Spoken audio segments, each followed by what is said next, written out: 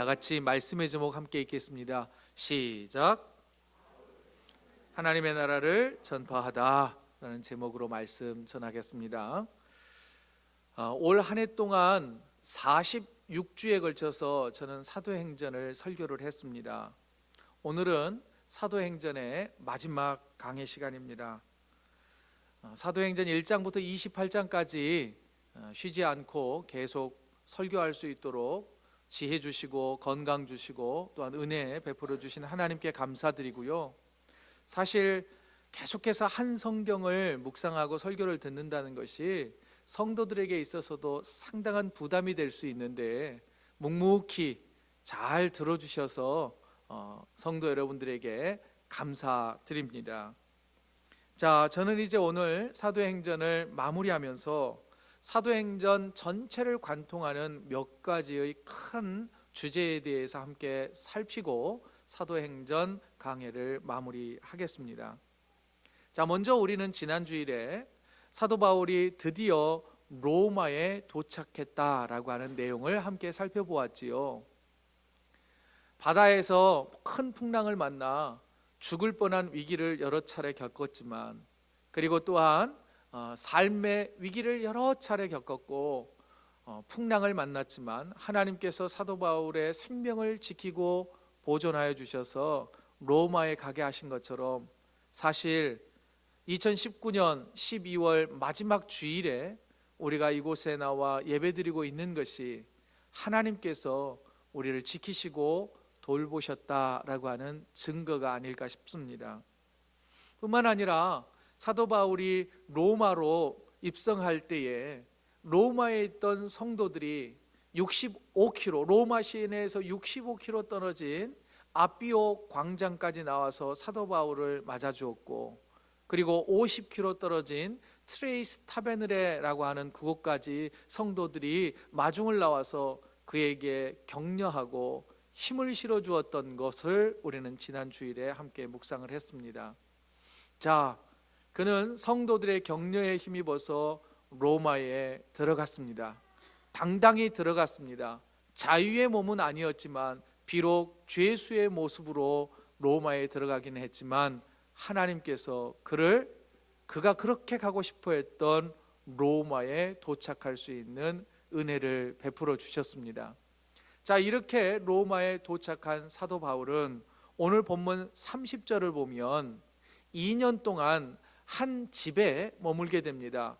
이 한 집은 로마 정부가 제공해 준 집으로, 이 집에서 흔히 말하는 가택연금에 처해지게 됩니다. 가택연금이라고 하는 말은 이 집 안에서는 자유롭게 활동할 수 있으나 절대 집 밖을 벗어나서는 안 되었고, 이 집에는 로마의 군사들이 함께 거주하면서 시시각각으로 사도 바울을 감시했던 것입니다. 그래서 비록 그가 집에 갇혀 있긴 했지만 상당 부분 자유가 주어졌던 것으로 보여집니다. 그래서 여러 사람들을 집으로 초청하여서 함께 말씀을 나누고 성경을 공부했던 것으로 보여집니다. 사도 바울은 이렇게 로마에 있는 한 집에 갇혀서 2년 동안 감금 생활을 하게 되는데, 감금 생활을 한 지 단 3일이 지난 뒤에 로마에 있는 유대의 종교 지도자들을 집으로 초청을 합니다. 그래서 왜 자기가 저 예루살렘에 있지 않고 이 로마에까지 왔는지, 그리고 왜 로마 황제 앞에서 재판을 받게 되었는지를 설명을 합니다. 그러면서 그가 말하기를, 나는 예수가 그리스도라고 하는 것, 예수님이 우리의 유일한 구세주라고 하는 이 믿음 때문에 내가 이런 고난을 받고 있다라고 말을 하게 됩니다. 그러자 이 유대인들이 예수에 관련된 이 복음에 대하여 관심을 기울이기 시작을 했고, 오늘 본문이 포함되어 있는 23절을 보면 이렇게 기록이 되어 있습니다. 그들이 날짜를 정하고 그가 유숙하는 집에 많이 오니 곧 유대 종교 지도자들 가운데 이 바울이 전하는 예수에 대한 복음에 대하여 관심을 갖고 부킹을 하고 자주 만나러 왔다는 겁니다. 그래서 이 많은 사람들이 바울이 거하고 있는 가택연금 상태에 처해진 그 집에 방문을 하자 바울은 아침부터 저녁까지 성경을 풀어 가르쳐 주었습니다. 그리고 하나님 나라를 증언했고 구약 성경을 말합니다. 모세의 율법과 선지자의 말을 가지고 곧 구약 성경이 예언하고 있는 메시아가 곧 예수 그리스도라고 하는 이 복음을 거침없이 전했던 것입니다. 자, 여기에서 이제 이렇게 사도 바울이 2년 동안 머무른 그 셋집에서 복음을 담대히 거침없이 전했다라고 하는 이 사실을 통하여서 한 가지 깨닫는 게 있었습니다. 그것은 무엇인가 하니 사도행전이라 불리는 이 사도행전은 교회행전 또는 성령행전이라고 불리기도 합니다. 곧 교회에 대한 역사가 기록되어 있는데, 그러면 초대 교회가 어디서부터 시작되었는지를 잘 말해주는 단서가 오늘 본문 마지막 절에 있다는 거예요. 그건 뭐냐? 잘 보세요. 초대교회가 어디에서 시작되었나요? 마가의 다락방에 모인 성도들이 기도하고 있을 때 성령님이 강림하셔서 그 성령의 충만함을 경험한 성도들이 예루살렘 교회 공동체를 이루기 시작했고, 그들이 사방으로 흩어져서 각 지역에 교회를 개척하지 않았습니까? 그 가운데 사도 바울이 1차, 2차, 3차 전도 여행을 통하여서 많은 지역에 저 마게도니아, 유럽에도 교회를 개척하기 시작을 했습니다. 그런데 여러분, 교회가 집에서부터 시작되잖아요. 그런데 사도행전 마지막 부분을 보면 바울이 로마에 갔어요. 그런데 어디에서 주의 복음을 증거하기 시작했나요? 셋집, 바로 집에서 로마 교회가 확장되어 가고 있다라고 하는 것을 발견할 수가 있었습니다. 여러분, 당시의 교회는요, 우리가 지금 여기서 예배드린 이런 규모 있는 모습이 아니었습니다. 초대교회의 모습은 대부분 다 가정에서 시작되었습니다. 대표적인 가정교회의 모습은요, 저 빌립보 교회는 자주색 옷감 장사였던 루디아라고 하는 여인의 집에서 교회가 시작되었습니다.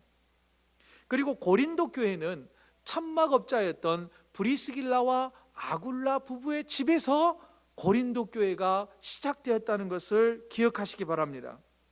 이와 같이 초대교회는요, 집이 곧 교회였고 교회 공동체가 곧 교회였단 말이에요. 그러면서 하나 생각해 보는 것은 저와 여러분들의 가정도 초대교회의 모형을 본받아서 우리의 가정이 곧 교회가 될 수는 없을까라고 하는 생각을 품게 되었습니다. 비록 우리가 살고 있는 집이 화려하고 큰 대궐과 같은 집은 아니다 할지라도, 더러는 렌트를 살거나 저처럼 베이스먼트에 산다 할지라도 그곳에 성령님이 함께 계시고 그곳에 말씀이 충만하며 그곳에 서로를 배려하고 위로하는 성령의 능력이 나타난다면 그곳이 곧 교회가 아니겠냐는 것이죠. 여러분, 교회를 통하여서 하나님의 나라가 확장되는 겁니다. 우리의 가정이 곧 하나님의 나라의 모형이 될 수 있다는 거예요. 사랑하는 성도 여러분, 할 수만 있다면 우리의 교회 안에, 우리 교회 공동체의 아주 작은 단위인 우리의 가정이 곧 교회가 되어지기를 간절히 소망합니다. 그리고 사도 바울이 로마에서 2년 동안 가택연금 상태에 있을 때 그 집으로 이웃들과 많은 사람들을 초청하여서 예수 그리스도의 복음과 하나님 나라의 복음을 전파했듯이, 우리도 이웃과 우리가 사랑하는 가족들 또는 친지들을 집으로 초청하여서 함께 예배하고 함께 찬양하며 함께 하나님의 영광을 맛볼 수 있다면 그곳이 곧 하나님의 나라가 아니겠냐라고 하는 것입니다. 여러분, 그러기 위해서는요, 사도 바울이 로마에서 2년 동안 그 셋집에서 아침부터 저녁까지 성경을 묵상했듯이 우리도 성경을 조금 더 깊이 알아가기 위해서는 시간을 구별할 수 있어야 한다는 것입니다. 여러분, 먼저 시간을 정해서 식구들과 함께 식탁에 둘러앉아서, 한상에 둘러앉아서 하나님의 말씀을 다시 읽고 묵상할 수 있는 그 은혜를 회복하시거나 아니면 시작해 보시기를 권면드립니다. 그래서 내년에는요, 우리가 좀 목표를 세웠으면 좋겠습니다. 3년 전에도요, 제가 우리 성도들과 함께 말씀을 강조하면서 성경 일독을 해봅시다, 그러면서 차례대로 읽기표를 막 나눠주고 해보았어요. 하지만 성경 일독을 다 마친 분이 과연 얼마나 되었을까? 글쎄요. 그래서 분량을 좀 확 줄여보았어요. 내년에 우리가 마태복음부터 요한계시록까지 신약 성경만이라도 일독을 해보면 어떨까? 제가 지금 페이지를 확인해 보겠습니다. 요한계시록 22장 마지막 절까지를 보면은요, 총 페이지가 몇 페이지냐면요, 자, 423페이지입니다. 사실 어느 정도 두꺼운 소설책 정도의 분량밖에 되지 않습니다. 충분히 이 정도면 우리가 신약 성경 1년에 한 번 정도는 일독할 수 있을 겁니다. 지금 예상하기로는 4개월에 한 번 정도 우리가 통독할 수 있어요.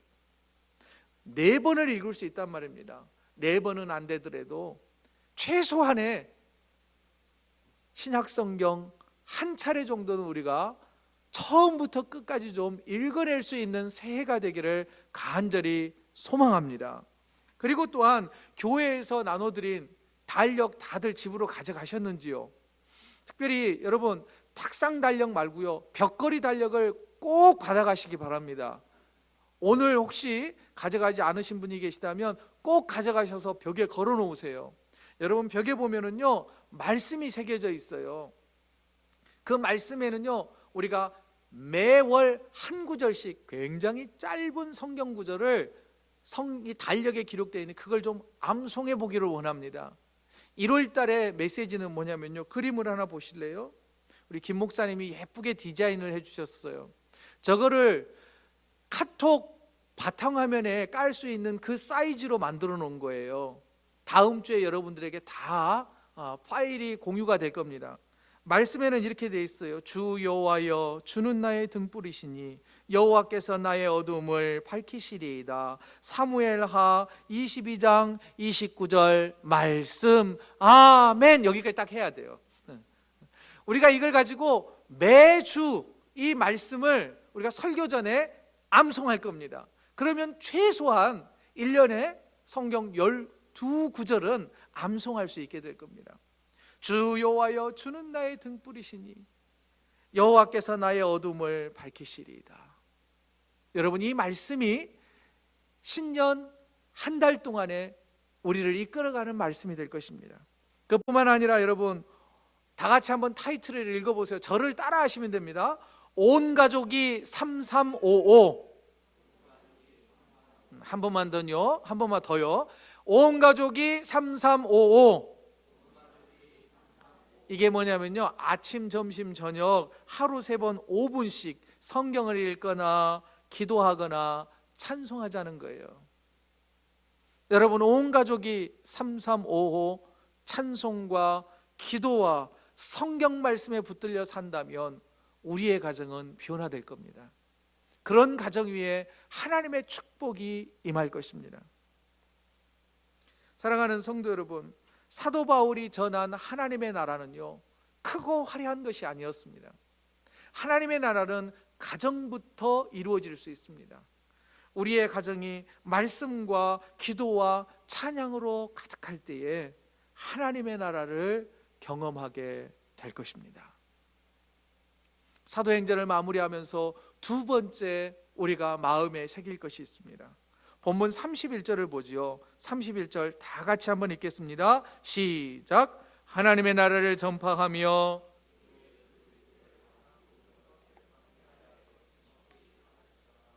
자, 사도 바울은 로마에 가서 2년 동안 집에 갇혀 살면서 쉬지 않았습니다. 그곳에서 무료하게 2년을 보낸 게 아니에요. 그는 쉬지 않고 하나님의 나라와 주 예수 그리스도의 복음을 많은 사람들을 초청하여 그들에게 증언했습니다. 그런데 복음에 대한 증언, 사도 바울이 이토록 열심히 1차, 2차, 3차 전도 여행을 하면서 그리고 로마에 가서 많이 복음을 전했지만 항상 반응은 똑같았습니다. 두 가지의 반응으로 나타났습니다. 그 반응은 24절입니다. 그 말을 믿는 사람도 있고 믿지 아니하는 사람도 있어. 여러분, 믿는 사람이 많았을까요? 믿지 않는 사람이 많았을까요? 당연히 믿지 않는 사람이 훨씬 더 많았을 겁니다. 그러면 사도 바울은 어떤 사람에게 더 관심을 기울였을까요? 어떤 사람들을 보며 힘을 얻었을까요? 믿지 않는 사람들을 바라보며 힘을 얻었을까요? 한 사람이라도 구원받고 믿는 사람들을 바라보면서 힘을 얻었을까요? 당연히 복음을 영접한 그 사람들이 변화되는 모습을 보면서 힘을 얻었을 겁니다. 몇 사람만이라도 구원을 받는 그것을 바라보며 그는 감동하고 기뻐하며 쉬지 않고 전도하고 선교하고 말씀을 가르쳤습니다. 그뿐만이 아니지요. 집에 갇혀있는 2년 동안 저 여러 교회에 박해가 시작됐습니다. 힘들어하는 성도들을 격려하는 성경과 편지를 많이 보냈어요.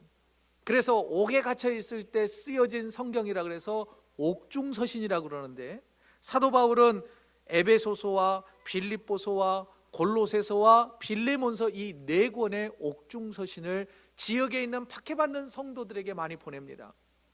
그러면서 비록 자신은 옥에 갇혀 있지만, 옥은 아니거라 집에 갇혀 있어 가택연금 상태에 처해 있지만, 여러분, 로마 병사들이 4시간마다 한 번씩 로테이션으로 바뀐단 말이에요. 그리고 집에 있지만 지금 로마 병사 한 사람의 손에는 바울의 손이 묶여 있어요. 병사가 바뀔 때마다 그 병사도 바울이 많은 사람 성경을 가르칠 때 옆에서 듣고 있어야 될 거 아닙니까? 그러다가 시위대 뜰 안에 있는, 바로 그 감옥 안에 있고 가택 집 안에 있는 병사들이 바울이 전한 복음을 듣고 예수를 영접하기 시작합니다. 그래서 그는 이렇게 이야기해요. 내가 오히려 이곳에 갇혀 있는 것이 더 은혜다. 내가 갇혀서 많은 로마 사람들에게, 유대인들에게 복음을 전할 수 있고, 또한 밖에 있는 성도들이 힘을 다하여서 전도하는 모습을 보니 나는 너무 기쁘다 라고 사도 바울은 특별히 빌립보 교회 성도들에게 편지합니다. 사도 바울은 자신의 목숨이 다하는 날까지 복음을 전파했습니다. 그리고 오늘 본문에서 말하는 것처럼 담대하게 그리고 거침없이 전파했습니다. 사도행전에는 다 기록이 되어 있지 않지만 교회 역사가들은 이렇게 이야기합니다. 사도 바울이 2년 동안 로마에서 가택연금 상태에 처해 있다가 석방이 됩니다. 죄 없음으로 석방이 돼요. 그래서 혹자들은 이렇게 이야기합니다. 그가 그토록 가기 원했던, 당시로서는 가장 멀리 갈 수 있는 땅끝이라고 생각했던 스페인에 가서 선교하고 돌아왔다라고 말하는 분들이 있고, 또 어떤 학자들은 아니다, 그가 2차, 3차 선교여행 때 갔던 고린도 교회, 빌립보 교회, 에베소 교회를 방문하여서 다시 성도들을 격려했을 거다라고 추측하는 학자들이 있습니다. 그러나 어떤 것을 선택하든 상관없이 잘 보세요. 로마 그 가택연금 상태에서 쉽게 표현하자면 옥에서 풀려나서 그는 쉬지 않았습니다. 또다시 그는 5차 선교여행을 떠난 거예요. 5차 선교여행을 가서 그는 많은 성도들을 주의 복음으로 격려했단 말입니다. 그리고 그 이후에 네로 황제의 박해가 교회에 몰아치기 시작을 했습니다. 로마 교회의 성도들도 많은 사람들이 박해 가운데 죽어갔습니다. 그런데 그는 마지막 저 스페인으로 가서 복음을 전하기를 그렇게 원했어요. 하지만 박해 중에 죽어가는 성도들을 내버려 두고 스페인으로 갈 수는 없었습니다. 그래서 사도 바울은 제 발로 로마로 다시 돌아가서 그곳에서 담대히 거침없이 복음을 전하다가 수많은 순교자들과 함께 성경의 기록에, 역사가들의 기록에 의하면 목이 잘려 순교하게 됩니다. 사도 바울이 이렇게 순교하기 몇 달 전에 쓰여진 그의 유서와 같은 성경이 바로 디모데후서입니다. 디모데후서 4장 2절에 보면 젊은 목회자였고 영적인 아들처럼 여겼던 디모데에게 한 가지 권면을 합니다. 그건 뭐냐면 복음 전파하는데 최선을 다하라. 여러분, 디모데에게 남긴 그의 유서를 한번 같이 읽지요. 디모데후서 4장 2절입니다. 시작. 너는 말씀을 전파하라. 때를 얻든지 못 얻든지 항상 힘쓰라. 범사의 오래 참음과 가르침으로 경책하며 경계하며 권하라. 여러분, 그는 죽음을 앞둔 상황 속에서도 때를 얻든지 못 얻든지 우리 모두 다 복음을 전해봅시다. 복음의 씨앗을 뿌려봅시다 라고 강조했다는 것이지요. 여러분, 그거 아십니까? 그는 로마의 셋집에서도 복음의 씨앗을 뿌렸습니다. 여러분, 셋집, 렌트하우스, 이 단어 안에는요 겨자씨라고 하는 그런 뜻이 포함되어 있다고 합니다. 겨자씨를 저는 본 기억이 있습니다. 겨자씨는요 깨알보다 더 작아요. 제가 보니까 요즘 많이 이 밥에 섞어 먹는 차가씨 정도 아마 될 것 같아요. 그런데 이 겨자씨의 능력이 어디에서 나타나느냐면, 주님도 비유로 많이 설명하잖아요. 매우 작지만 이것이 씨앗이 틔어지고 열매를 맺고 그러면 그늘이 드리워지는 아주 큰 나무로 자란다라고 하는 확산성에 대해서 겨자씨로 표현을 합니다. 여러분, 바울이 뿌린 복음의 씨앗은요 30배, 60배, 100배의 결실을 맺게 됩니다. 예수님의 비유처럼요. 로마에 불어닥친 교회의 박해는요 무려 300년 동안이나 지속됩니다. 300년 동안 수만의 성도들이 순교의 피를 흘려야만 했습니다. 도대체 복음의 꽃은 언제 피워질 것인가 기약할 수 없는 고통의 나날들이 계속되었습니다. 그러나 AD 313년 사도 바울이 셋집에서 2년 동안 그렇게 복음의 씨앗을 뿌려놓았더니 300년이 지난 뒤 AD 313년에 로마 황제 콘스탄티누스 1세가 밀라노 칙령을 발표를 합니다. 밀라노 칙령은 뭐냐면 로마인들에게 모든 종교의 자유를 허한다라고 하는 칙령이었습니다. 이 칙령을 바탕으로 해서 이제는 더 이상 기독교인들은 박해를 받지 않게 됩니다. 그리고 이후에 로마의 국교로 기독교가 수용되게 됩니다. 여러분, 누가 알았겠습니까? 거의 300년이 지나도록 복음의 씨앗은 점점 자라나고 있었던 것입니다. 이와 마찬가지입니다. 여러분, 우리가 뿌린 이 복음의 씨앗의 꽃과 열매를 언제 우리가 따 먹을 수 있게 될지 우리는 알 수 없습니다.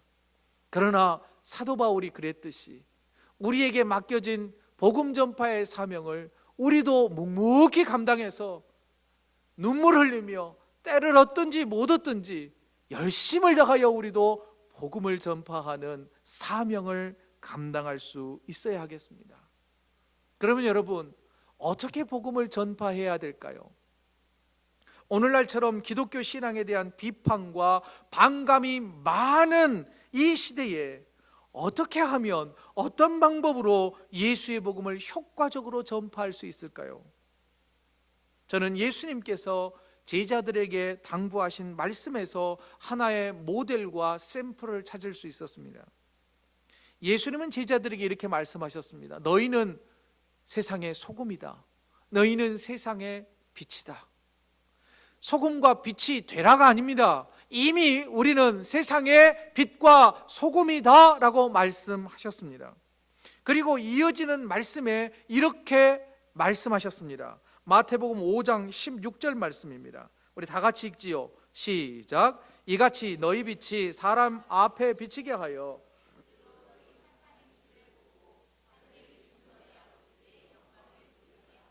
자, 그러면 여러분, 착한 행실이 무엇일까요?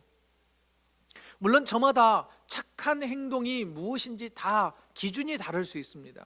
그런데 저는 조금 더 단순하게 생각을 해보았어요. 착하다고 하는 것은 뭐냐? 남의 아픔에 공감할 수 있는 능력이 아닐까요? 남의 기쁨에 진심으로 기뻐해 주는 능력이 아닐까 싶습니다. 이게 바로 예수님의 마음이에요. 예수님이요, 아파하는 자들과 함께 눈물을 흘려주셨고 기뻐하는 자들과 함께 기뻐해 주셨단 말이에요. 이게 바로 예수님이 보여주신 사랑의 능력이 아닐까 싶습니다. 사랑하는 성도 여러분, 우리가 예수의 마음을 품어서 서로 사랑하라, 서로 사랑하라, 새 계명을 주신 그 서로 사랑을 실천할 때에 우리의 행실과 우리의 언어와 우리의 태도를 통하여서 그리스도의 사랑이 전파될 줄로 믿습니다. 이제 마지막 한 가지를 더 생각해 보고자 합니다. 사도행전을 아주 이끌어가는 핵심 성구는 사도행전 1장 8절이 아닐까 싶습니다. 사도행전 1장 8절은 우리가 다 암송하고 있으니 함께 암송해 보겠습니다. 시작! 오직 성령이 너희에게 임하시면 너희가 권능을 받고 예루살렘과 온 유대와 사마리아와 땅끝까지 이르러 내 증인이 되라 하시니라. 아멘. 내 증인이 되라 하신 이 명령은 사도 바울에게만 주어진 게 아닙니다. 우리 모두에게 주어진 주님의 명령입니다. 또 그러면 이 명령은 어디서부터 시작되어야 할까요? 예루살렘과 온 유대와 사마리아와 땅끝, 이것은요 우리 집에서부터 시작되는 거예요. 우리 집과 이웃과 이 도시와 사회와 민족과 열방에 나아가 그리스도의 복음을 전파하는 사명자의 삶을 살아야 된다라고 하는 명령입니다. 저희 교회에서는 올 한 해 그러면 도대체 저 땅끝은 어디일까? 그 땅끝이 저는 이 땅에서의 땅끝, 캐나다에서의 땅끝이 원주민이다라고 생각을 했습니다. 그래서 올 한 해 릴루엣이라고 하는 원주민 마을을 우리가 섬기기 시작을 했지요. 이제 시작입니다. 아직도 가야 할 일과 해야 할 사역들이 아주 많이 남아 있습니다. 그런데 이 선교하는 일, 주의 복음을 들고 가서 그들을 위로하고 격려하는 일을 함에 있어서 우리가 잊지 말아야 할 게 있습니다. 여러분, 복음을 전파하는 일, 주님의 복음의 증인이 되는 일은 우리의 힘으로 가능하지 않다는 거예요. 오직 성령이 함께 하실 때, 성령의 능력으로 모든 일들을 감당할 수 있다는 것입니다. 여러분, 성령 충만함을 유지하지 않으면 우리는 증인된 사명을 감당할 수가 없습니다. 오늘로써 사도행전의 강해는 마무리되지만 사도행전 1장 8절의 명령은 완성되지 않았습니다. 여전히 진행형이라고 하는 것을 우리가 기억할 필요가 있습니다. 그래서일까요? 사도행전 28장의 마무리가 왠지 뭔가 엉성하게 갑작스럽게 뚝 하고 끝나버린 것 같습니다. 마치 어벤져스 시리즈 영화를 보는 것처럼 그 다음이 뭔가가 더 있을 것 같은데 생뚱맞게 끝나는 것 같습니다. 만일 제가 이 사도행전의 저자였던 누가였다면 사도 바울이 로마에서 풀려나서 스페인으로 갔든지 아니면 저 에게해 지역을 방문했든지 그가 가서 열심히 사역하는 그 장면을 더 그려놓고 로마까지 들어가서 다시 가서 장렬하게 죽음을 막는 그 순교의 현장으로 클라이막스를 딱 놓고 끝낼 것 같습니다. 그런데 2년 동안 셋집에서 말씀 가르치고 다음 대에 하나님 나라를 전파했다, 여기까지만 하고 끝나버린다 이거죠. 그래서 어떤 분들이 이렇게 표현합니다. 사도행전의 끝은 미완성 교향곡과 같다. 더러는 신학자들은 이렇게 표현합니다. 사도행전의 마무리는 오픈 엔딩이다. 여러분, 이게 무슨 말일까요?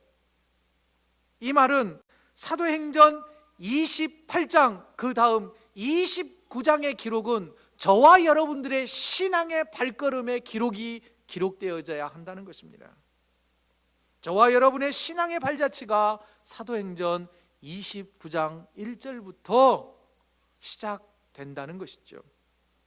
그러니 사랑하는 성도 여러분, 우리가 사도행전 29장의 주인공이 되기 위해서는 무엇보다 중요한 게 있습니다. 그게 뭐냐면요, 반드시 예수 그리스도를 나의 구주로 영접하시기 바랍니다. 사도 바울이 그 사역을 다 감당할 수 있었던 것은 그가 다메섹으로 올라가는 그 길 가운데서 부활하신 주님을 나 자신의 구주로 영접했기 때문입니다. 또 하나, 사도 바울은 내 삶의 주인이 내가 아니라 하나님이시라고 하는 하나님의 통치하심, 하나님의 다스리심, 하나님의 주권을 인정했기 때문입니다. 여러분, 내 삶의 주인이 내가 아니라고 하는 것을 인정하시기 바랍니다. 한 걸음 더 나아가서 사도 바울이 그토록 초대교회 성도들이 박해를 무릅쓰고 예수의 복음을 전할 수 있었던 것은 그들이 성령 충만했기 때문입니다. 사랑하는 성도 여러분, 우리의 힘과 지식이 아닌 오직 성령의 능력을 덧입어서 우리도 사도 바울처럼 신앙의 선배들처럼 하나님 나라를 전파하며 주 예수 그리스도에 관한 모든 것을 담대하게 그리고 거침없이 가르치고 전하는 저와 여러분의 삶이 되시기를 주의 이름으로 축원드립니다. 기도하겠습니다.